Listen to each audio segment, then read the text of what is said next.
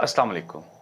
Exercise 2.4 हम start करें और इसका जो सबसे पहला क्वेश्चन है, इसमें हमसे कहा गया है कि use laws of exponents to simplify. इसका जो सबसे पहला पार्ट है, इसमें हमारे पास तीन मेन टर्म्स गिवन है। एक है ऊपर 243 की पावर -2/3, दूसरी 32 की पावर -1/5 और जो तीसरी टर्म है वो 196 की पावर -1 है और वो स्क्वायर रूट के अंदर है। कुछ स्टेप्स हैं जो कि इस एक्सरसाइज में मैं आपको रेकमेंड करूंगा कि उनको जहन में रखें ताकि वो तमाम क्वेश्चंस आपके लिए आसान रहें। लेकिन इससे पहले मैं आपको रिकमेंड करूंगा कि मेरी इससे पहले एक वीडियो है जिसमें कंप्लीट लॉज ऑफ एक्सपोनेंट्स मैंने बताए हैं। काइंडली वो वीडियो एक दफ़ा देख लें, उसकी वजह से आपको यहाँ पे लॉज समझने में आसानी होगी। सबसे पहला काम जो इस क्वेश्चन में करना है वो ये कि जो एक टर्म के ऊपर रेडिकल का साइन आ रहा है, सबसे पहले इसको रिमूव करके एक प्रॉपर पावर की फॉर्म दे दें। क्योंकि अगर तो रेडिकल इस पूरी टर्म के ऊपर होता तो हम उसको बाद में डील कर लेते, लेकिन चूंकि यहाँ पे सिर्फ एक टर्म के ऊपर मौजूद है, तो चूंकि वो एक पावर के फॉर्म में नहीं है तो हम उसको डील नहीं कर सकते। सबसे पहले तो एक्सपोनेंट को प्रॉपर फॉर्म में लिखें। ये 243 की पावर -2/3 अभी एज इट इज़ रहेगा और 32 की पावर -1/5 भी ऐसे रहेगा। और नीचे अब आप देखें 196 है, इसके ऊपर पावर है -1 और जो रेडिकल है उसकी पावर होती है 1/2। स्क्वायर रूट है, स्क्वायर रूट का मतलब होता है कि पावर 1/2 है। तो वो -1 के ऊपर जब 196 की पावर -1 है और उसके ऊपर पावर 1/2 आ जाएगी, तो वो दोनों पावर्स आपस में हो जाएंगी मल्टीप्लाई। और इसकी वजह से ये नीचे हमारे पास क्या फॉर्म बनती है, 243 की पावर -2/3। तो वैसे ही फिलहाल हम और कुछ भी नहीं छेड़ रहे, सिर्फ फिलहाल रेडिकल को रिमूव कर रहे हैं। तो नीचे आता है 196 की पावर -1/2। अब इस पार्ट तक हमारा रेडिकल रिमूव हो गया। नेक्स्ट स्टेप, आपने हमेशा हर पार्ट में ये देखना है कि क्या आपके पास किसी टर्म में पावर नेगेटिव तो नहीं है, क्योंकि नेगेटिव पावर हमारे लिए आमतौर पे फेवरेबल नहीं होती। तो अगर तो किसी टर्म में नेगेटिव पावर है तो हम उसको रिमूव करेंगे। और इस क्वेश्चन में तीनों टर्म्स ही नेगेटिव पावर वाली हैं, तो हम इन तीनों की नेगेटिव पावर्स को पॉजिटिव कैसे बनाएंगे। नेगेटिव पावर को पॉजिटिव बनाने का एक सिंपल सा तरीका है कि अगर कोई टर्म ऊपर है, उसकी पावर नेगेटिव है, उसको नीचे ले जाएं तो पावर पॉजिटिव हो जाएगी। और अगर कोई टर्म नीचे है, उसकी पावर नेगेटिव है, उसको ऊपर ले जाए, पावर नेगेटिव हो जाएगी। सिंपल सा तरीका है कि जिस जगह टर्म मौजूद है, ऊपर है तो नीचे ले आएं, अगर नीचे है तो ऊपर ले जाएं, पावर का साइन चेंज हो जाएगा। तो यहाँ पे ये 196 की पावर -1/2 है, ये ऊपर जाके 196 की पावर 1/2 हो जाएगी। डिनोमिनेटर में 243 की पावर ऊपर माइनस में है, नीचे आके +2/3 हो जाएगी। और 32 की पावर ऊपर -1/5 है, नीचे आ जाएगा 32 की पावर खाली 1/5। अब यहाँ पे तीनों टर्म्स की नेगेटिव पावर्स पॉजिटिव में कन्वर्ट हो गई हैं। इसके बाद क्या करेंगे, देखिए कुछ स्टेप्स ऐसे भी आपको मुख्तलिफ मेथड्स होते हैं हर क्वेश्चन को करने के, मुख्तलिफ टीचर्स के। बाज़ मेथड्स आपको ऐसे भी मिलेंगे जो कि इसके मुकाबले में शायद थोड़े से आपको आसान लगें, लेकिन ये डिपेंड करता है स्टूडेंट टू स्टूडेंट कि बाज़ स्टूडेंट्स जो कि बहुत शार्प होते हैं, शायद उनके लिए कोई मेथड बहुत आसान होता है और बाज़ स्टूडेंट्स के लिए वही मेथड बहुत ज़्यादा डिफ़िकल्ट हो जाता है।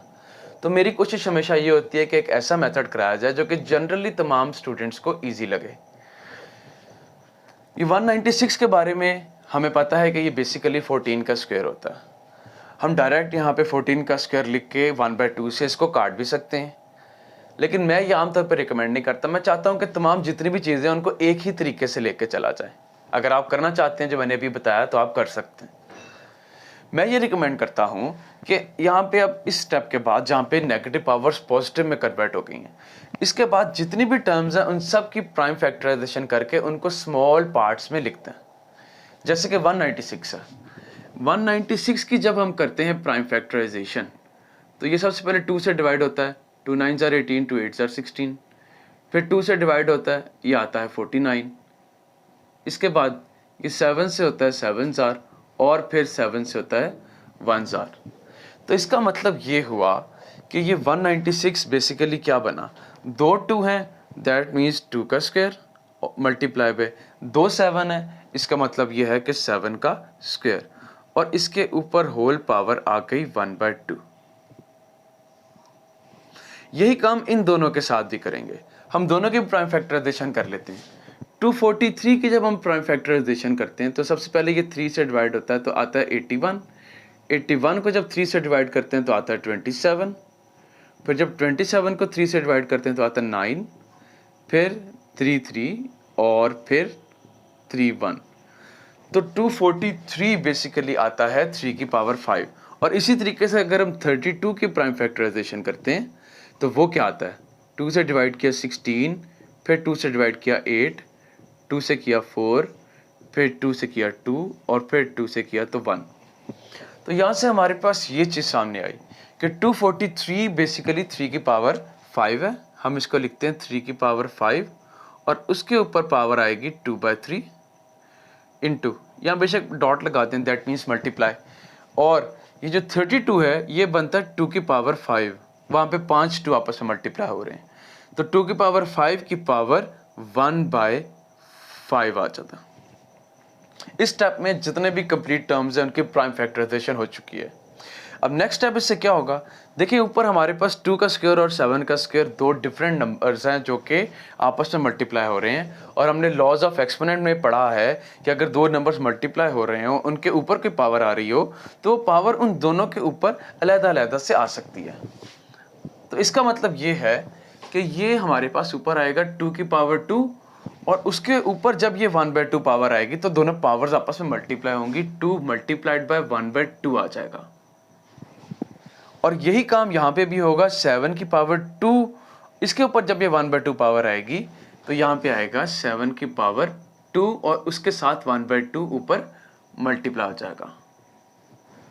ये तो आ गई ऊपर की कहानी। अब नीचे की बात करते हैं तो नीचे इसको बाद में देखते हैं, पहले यहाँ पे डायरेक्ट देख लें कि इसमें 5 ने और 1/5 ने आपस में मल्टीप्लाई होना है और जब मल्टीप्लाई होंगे तो ये 5 इस 5 से कट जाएगा क्योंकि ये न्यूमरेटर में और वो डिनोमिनेटर में है। वहाँ हम खाली 2 लिखते हैं, पहले लिख देते हैं आसानी के लिए। और यहाँ पे क्या होगा, यहाँ 3 की पावर 5 है और ऊपर 2/3 है। ये 5 और 2/3 जब मल्टीप्लाई होंगे तो 5 जब 2 से मल्टीप्लाई होगा तो ये बनाएगा 3 की पावर 5 2 जार 10/3। नीचे 3 की पावर 10/3 इंटू 2 ये आ गया। अब इसके बाद काम करने वाला ये है कि न्यूमरेटर में क्या होगा, ये 2 इस 2 के साथ कटता है पावर में और ये 2 इसके साथ कटता है। हमारे पास ऊपर ये 2 की पावर 1 यानी खाली 2 और ऊपर खाली 7 आ गया। नीचे क्या आता है, अब सारा मसला इस क्वेश्चन में बच्चों को आमतौर पे यहाँ आके पेश आता है कि यहाँ पे क्या होगा, ये पावर 10/3 है तो इसका बड़ा एक सिंपल सा तरीका, 10/3 फ्रैक्शन है ना, इसको डिवाइड करके देखें। हम 10 को अंदर रखते हैं और 3 को रखते हैं बाहर, 3 3 जार 9 बाकी बचा 1। ये जो फ्रैक्शन बन गई इसको अगर हम एक मिक्स की फॉर्म में लिखें तो वो क्या आएगा, इसको हम कहेंगे 3 होल नंबर 1/3।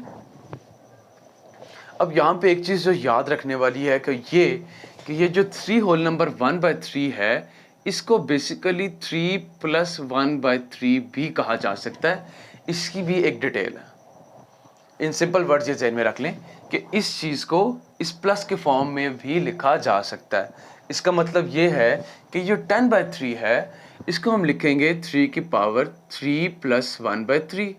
ये 2 जो आगे मल्टीप्लाई हो रहा है वैसे रहेगा। अभी इस स्टेप में एक और एडिशनल काम ये करते हैं कि जो ऊपर एक 2 है इसको नीचे वाले से काट देंगे तो नीचे वाले स्टेप में ऊपर खाली 7 आ जाएगा। अब नीचे 3 के ऊपर पावर 3 + 1/3 तो आ चुकी है।